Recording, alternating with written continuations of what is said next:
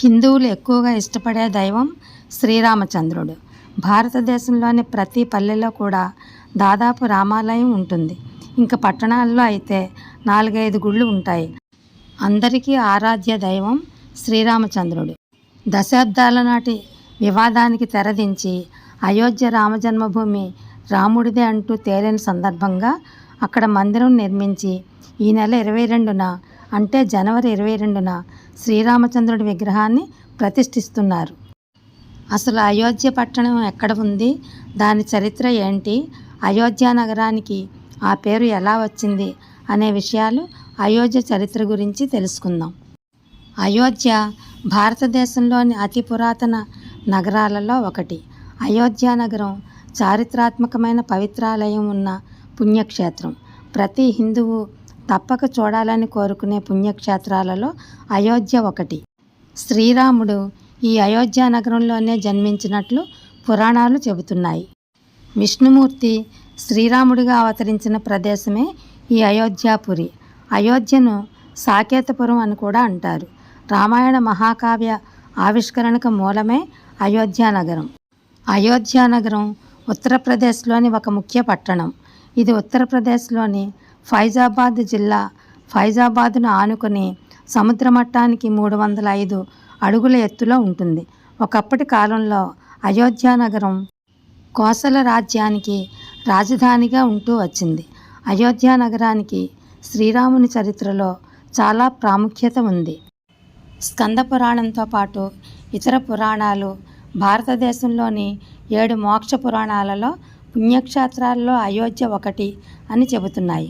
వేదాలు పురాణాలు అయోధ్య నగరాన్ని దేవతలు నిర్మించారని, అది స్వర్గంతో సమానమని అథర్వణ వేదంలో పేర్కొన్నట్లు పురాణాలలో ఉందని ఆధ్యాత్మికవేత్తలు చెబుతున్నారు.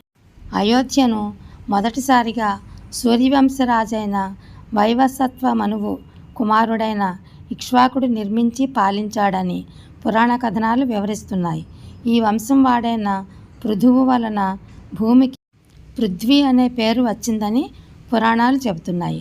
అనంతరం రాజు మాంధాత సూర్యవంశంలోని 31వ రాజు హరిశ్చంద్రుడు ఈ రాజ్యాన్ని పాలించాడు. హరిశ్చంద్రుడు సత్యవాక్ పరిపాలనకు ప్రసిద్ధి చెందినవాడు. ఆయన వంశం రాజుల గొప్పతనానికి తన సత్యవాక్ పరిపాలనతో ఘనతను తీసుకువచ్చాడు.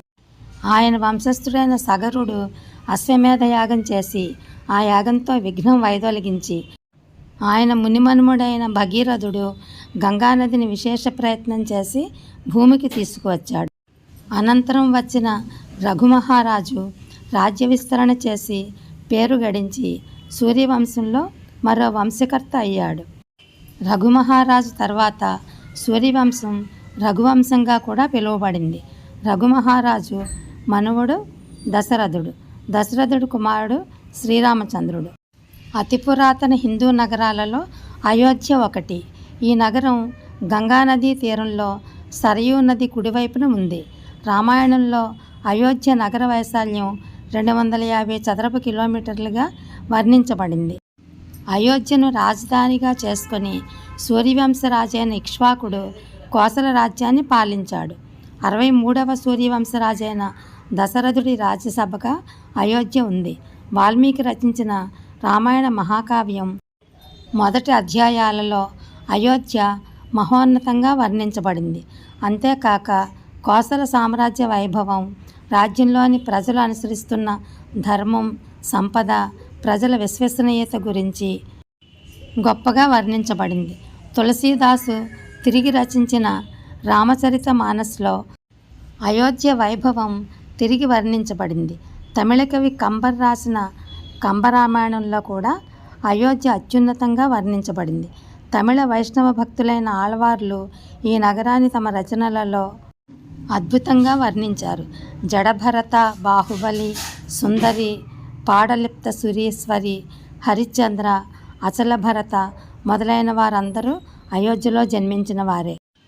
బాబర్ మసీదు నిర్మించిన ప్రదేశంలో రామజన్మభూమిలో తాత్కాలికంగా అతి చిన్నదైన రామాలయంలో సీతారాములకు పూజాధికాలు నిర్వహించబడుతున్నాయి. అత్యంత రక్షణ వలయంలో క్యూ పద్ధతిలో ప్రయాణించి ఈ ఆలయాన్ని చూడాలి. లోపలికి ప్రవేశించడానికి కఠినమైన నియమాలు ఉన్నాయి. అలా పోతూనే ఆలయాన్ని దర్శించాలి. ఎక్కడా నిలవడానికి రక్షణ సిబ్బంది అనుమతించరు. సెల్ ఫోన్, కెమెరాలు, పెన్నుల వంటివి కూడా లోపలికి అనుమతించరు. లోపల కనీసం 2-3 కిలోమీటర్లు నడవాలి కనుక చెప్పులు వేసుకుని లోపలికి వెళ్ళాలి. జైన మతస్థులకు కూడా ప్రాముఖ్యమైన నగరం అయోధ్య. 2000 సంవత్సరాలకు ముందే ప్రముఖ తీర్థంకరులిద్దరికీ అయోధ్య జన్మస్థలం అయ్యింది. అంతేకాదు మరో 5గురు తీర్థంకరులకు కూడా జన్మస్థలంగా ఈ నగరం ఉంది. జైన ఆగమాలలో అయోధ్యకు మహావీరుడు విజయం చేసినట్లు రాయబడింది. అయోధ్య బౌద్ధ మత వారసత్వం కలిగిన నగరం. అందువలన ఇక్కడ మౌర్య చక్రవర్తుల కాలంలో నిర్మించబడిన పలు బౌద్ధాలయాలు, స్మారక చిహ్నాలు, శిక్షణా కేంద్రాలు ఉన్నాయి. గుప్తుల కాలంలో అయోధ్య వాణిజ్యంలో శిఖరాగ్రం చేరుకుంది. క్రీస్తుపూర్వం 600లలో కూడా అయోధ్య వాణిజ్య కేంద్రంగా వెలసిల్లింది. చరిత్రకారులు దీనిని సాకేతపురంగా పేర్కొన్నారు. క్రీస్తుపూర్వం 5వ శతాబ్దం నుండి క్రీస్తు శకం 5వ శతాబ్దం వరకు బౌద్ధమత కేంద్రంగా అయోధ్య వెలసిల్లింది. బుద్ధుడు ఈ నగరానికి చాలాసార్లు వచ్చినట్లు భావిస్తున్నారు. క్రీస్తు శకం 127 సాకేతపురం కుషన్ చక్రవర్తి చేత జయించబడింది. కుషన్ చక్రవర్తి తూర్పు ప్రాంతానికి అయోధ్యను కేంద్రంగా చేసి పాలించాడు. 5వ శతాబ్దంలో ఈ నగరం ఫ్యాక్సియన్ అన్న పేరుతో పిలువబడింది. చైనా సన్యాసి హ్యుయన్సాంగ్ క్రీస్తు శకం 636లో తన భారతదేశ యాత్రలో ఈ నగరాన్ని సందర్శించిన సమయంలో ఈ నగరాన్ని అయోధ్య అని పేర్కొన్నాడు. కానీ ఈ పేరు మార్పు ఎప్పుడు జరిగిందన్నది స్పష్టం కాలేదు. మొఘల్ పాలనా కాలంలో ఇది గవర్నర్ ఆయుధ స్థానంగా ఉండేది. బ్రిటిష్ పాలనా కాలంలో ఈ నగరం అయోధ్య, అజోధియా అని పిలువబడింది. అలాగే అయోధ్య బ్రిటిష్ వారి కేంద్రపాలిత ప్రాంతాలైన ఆగ్రా, ఆయుధ్ ప్రాంతాల్లో ఒక భాగంగా ఉండేది. మహారాజైన ఆయుధ్ పురాణాలలో శ్రీరాముని పూర్వీకుడిగా పేర్కొనబడింది. అతడి పేరు సంస్కృత పదమైన యుద్ధ నుండి వచ్చింది. ఆయుధ్ అపరాజితుడు కనుక ఈ నగరానికి అయోధ్య అన్న పేరు వచ్చింది.